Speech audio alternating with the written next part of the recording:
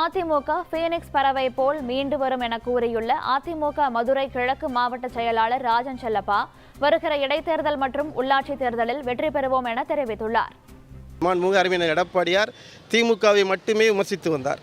அந்த விமர்சனத்தின் காரணமாக எங்கள் ஓட்டு பிரிந்து போயிருக்கிறது, எங்களுடைய மக்கள் ஓட்டு பிரிந்திருக்கிறது. ஆனால் அனைத்திந்திய அண்ணா திமுக எங்களுடைய வாக்குகளை போதுமான அளவுக்கு வாங்கியிருக்கிறோம்.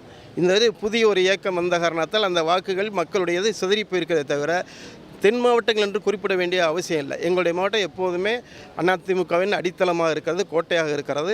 நாங்கள் இந்த தடவை வெற்றி வாய்ப்பு இழந்திருந்தாலும் உள்ளாட்சி தேர்தலிலும் வர இருக்கிற இடைத்தேர்தலில் எங்களுடைய பணியின் காரணமாக நிச்சயமாக அருமையண்ணன் எடப்பாடியார் என்ற அந்த ஒற்றை தலைமை, மிகச்சிறப்பான தலைமை, ராஜேந்திரத்தோடு எப்போதும் செயல்படக்கூடிய ஆளுமை திறன் கொண்ட தலைமை என்பதை உலகுக்கு நிரூபிக்கிற வகையிலே எங்களுடைய பணி சிறப்பாக இருக்கும்.